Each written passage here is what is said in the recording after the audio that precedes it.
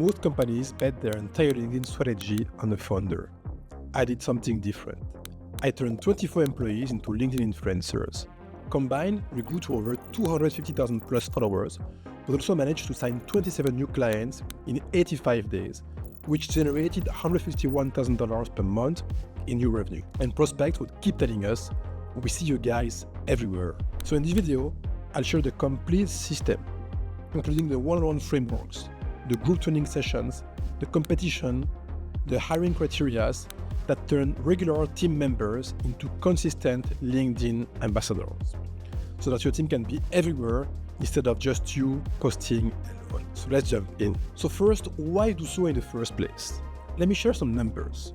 In the span of 85 days, 24 people from my team published a combined 581 times on LinkedIn. This generated a total of 43,000 reactions, 28,000 comments, and 34,000 new followers.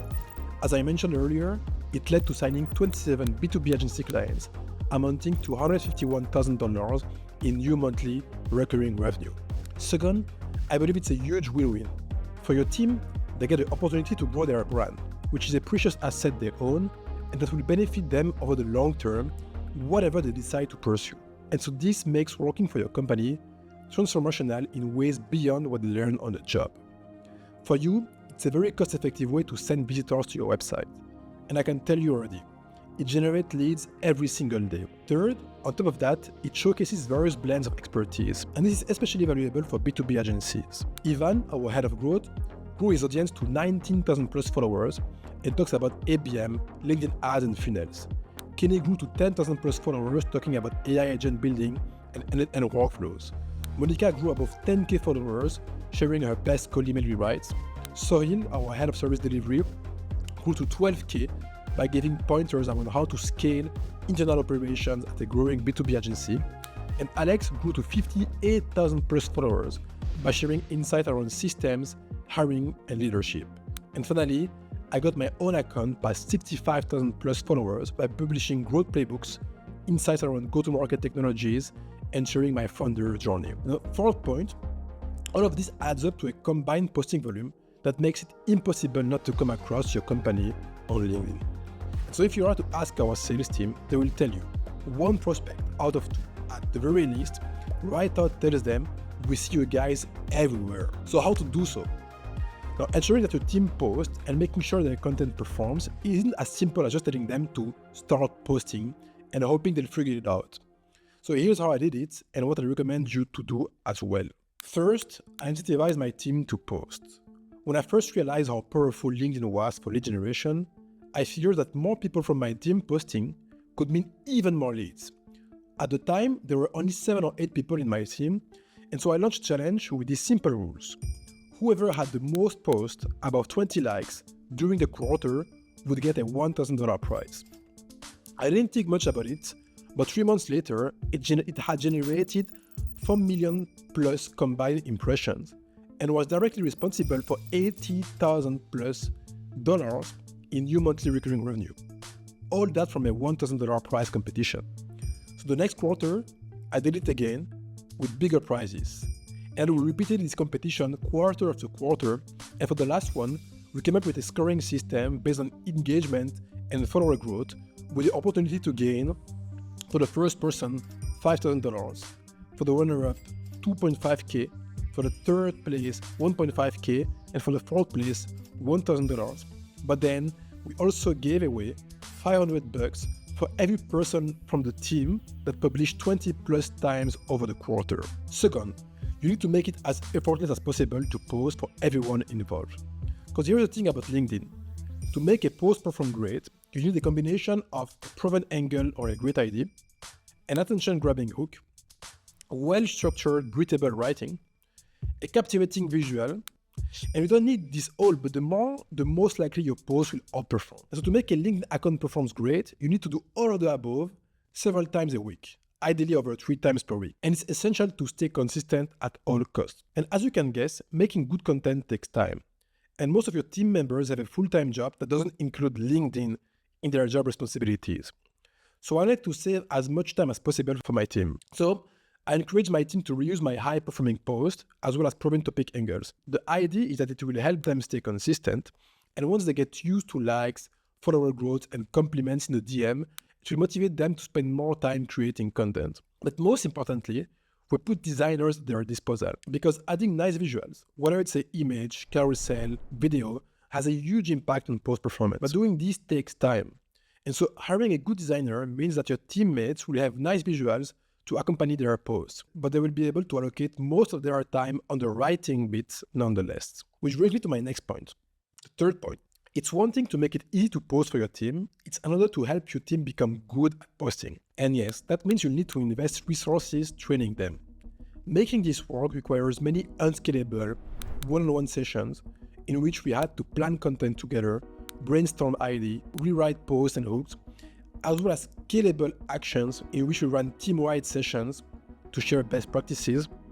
And we brought some big influencers like Lara Acosta, Pierre Rebel to teach our team. And as an example, Ilan Falco had 4K followers and was struggling to crack 40 likes in the beginning.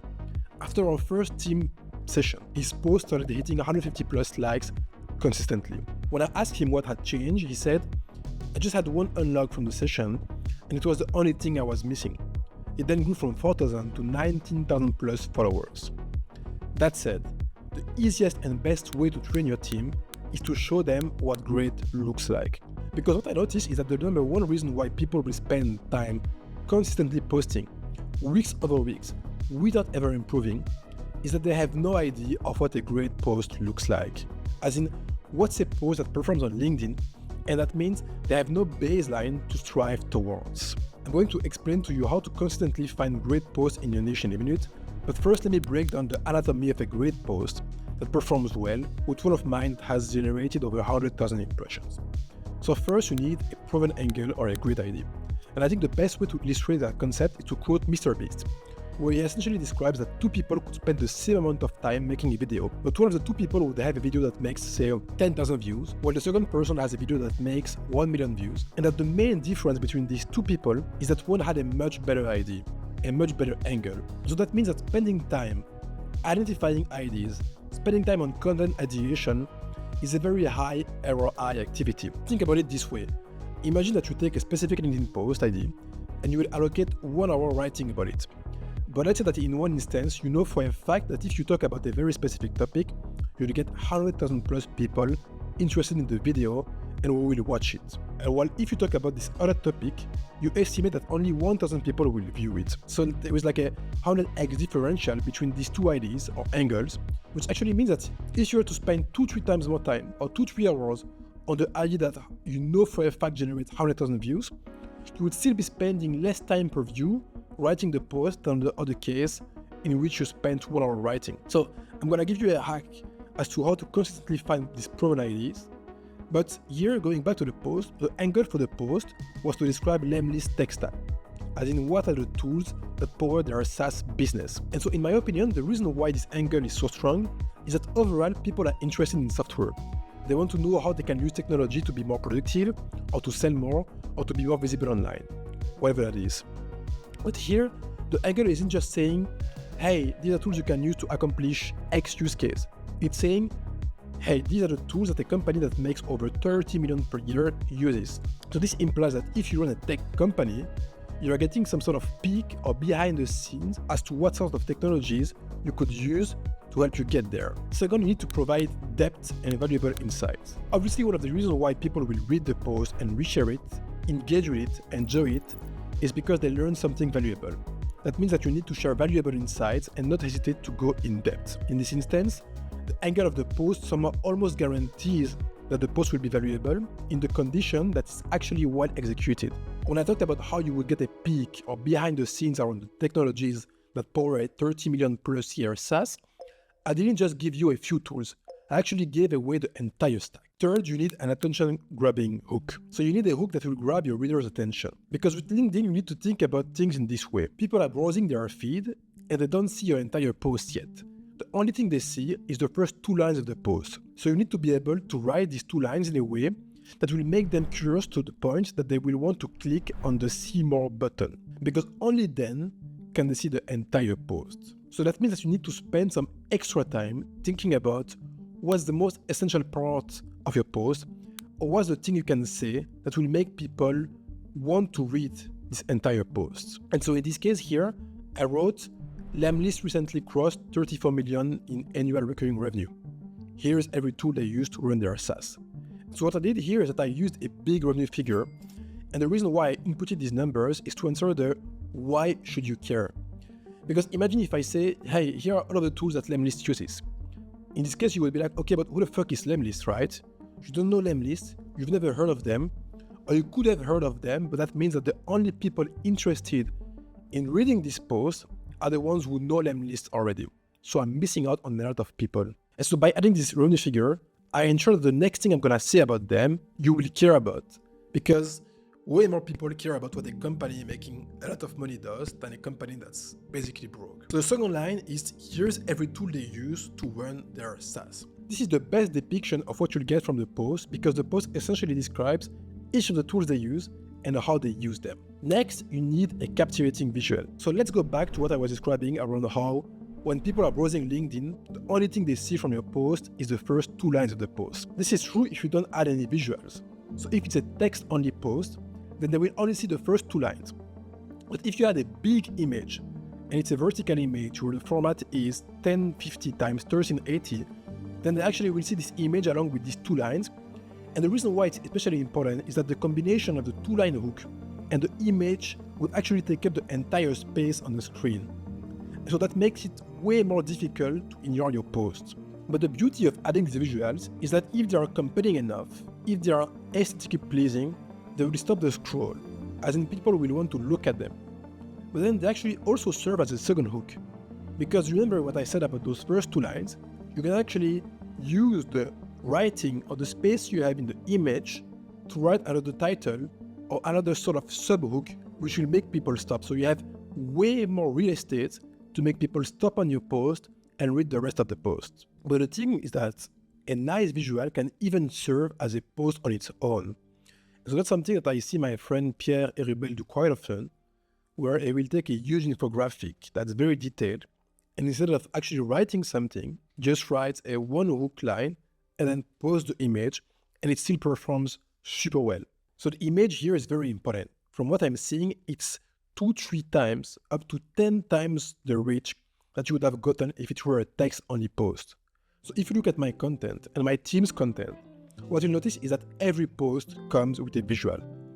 So the thing here is that if you want to scale this motion to your entire team, the easiest thing to do is to actually hire a full-time designer who will take care of creating all of these designs so that your team can focus on the writing bit. They can focus on just sharing their insights, and this ensures that their insights will be well packaged or accompanied by a nice visual. Now going back to the post, here's what you can see. It's an infographic that visually presents all of the tools that were mentioned by use case and that connects them together, as in how the categories of tools interact with each other. And so I think you'd admit that this is obviously much more appealing than if I had shared a listicle of all of the tools just one by one without any visual effects. Okay, next you need some well-structured, readable writing. You want to structure your post and make it breathable. And this is self-explanatory, but just look at the post and look at how I'm using spacing, emojis, and formatting it. Just imagine what if this had been just a huge block of compact text without any spacing. It wouldn't have been that easy to read, right? Because it would have been tough to read, way fewer people would have wanted to read it, which means way fewer people would have spent some time on the post, engaging with the post, sharing the post, and so on, and so on. So this concludes my third point on how to make your team good at posting. But another thing that's very efficient though, is to equip your team with the right tools. And there are a few tools that can be very helpful. So for example, as you can hear, I'm not a native English speaker. And something I like to use when I write is Grammarly, so that when I write, it just corrects my spelling in real time. And so it ensures that I don't make too many mistakes on my LinkedIn posts. That's something you could do. But then I'll say the most important category of tools relates to my previous points around how important it is to have a great idea or to have a great angle. And this is where content ideation tools come handy. There are 2 tools that are great for that. One, Taplio, and 2, Scribe. With Taplio, what you would essentially do that you would simply input your keywords of choice. So for example, you could be searching for AI agents, lead generation, GTM, or any of these sorts of topic. And they have this filter tab that allows you to filter for posts that have had, for example, minimum 200 likes, minimum 50 comments, that were published within the last month, and that were published by someone who didn't have too many followers. That way, it's actually a viral post that you would be seeing. And once you do input all of these criteria, they will show you a feed of viral posts and proven content IDs that you can get inspiration from. With Scribe, it's exactly the same idea. But what they have that is specific to them is that you can search by people. So what you could do, for example, is search someone like my friend Pierre Rubel, who has over 160,000 plus followers on LinkedIn, and then you would get a custom feed from all of his LinkedIn posts. What's interesting is you can then filter for posts that have had at least 500 likes from a specific date range. And then you will get a feed of only his viral publications. Next up, your team needs to want to grow their following, because one of the easiest ways to have many team members that grow on LinkedIn is to find people who are already motivated to grow their following. And so here's what eventually happens. If you have a dominant LinkedIn content motion, what will happen is that many new joiners will hear from you first via LinkedIn. So this is something that happened to us where, for example, Kenny discovered Code Like You from a post by Monica. And so when he applied, he actually had this idea in mind that he also wanted to post on LinkedIn, and it was the opportunity that he'd be working at Code Like You to learn our ways of doing B2B social media. And so, funny enough, he was actually publishing straight from his second day working with us. He started at around 1,000 followers, I think, 10 months ago, and now he's about to reach 10,000. Sixth, if you want to make your LinkedIn motion successful, it needs to start at the top. Over the past couple of years, I've published well over 500 times. Even during our LinkedIn competition challenge, in the span of 3 months, Alex, my business partner, had published 65 times, and I had published 57 times within 80 days. So when we talk about consistency, we actually walk the talk. We lead by example. Because why would your team do something that you don't impose to yourself? The other truth is that it's much easier to coach people if you're knowledgeable around the topic. Because if you don't know anything about LinkedIn, then you have two alternatives. You could hire someone like us, like Pierre Rubel, like Clara Acosta, to coach your team, which will cost you money. Or you could just take some extra time helping people yourself. And that's actually much more cost effective. Last point, and this is a good news. It actually gets easier with every person that manages to successfully grow. We currently have 7 team members with over 10,000 plus followers. Myself above 65,000, Alex above 57,000, Ivan above 19,000, Eugene above 16,000, Soil, Monica and Kenny above 10,000. And so what happens is that every successful internal audience growth builds conviction for the rest of the team that they can make it happen as well. So that was it for today. I'm actually pretty convinced that we'll see more and more of this employee-led motion and many B2B content success stories in 2026. And if you plan to be one of them, then I wish you good luck.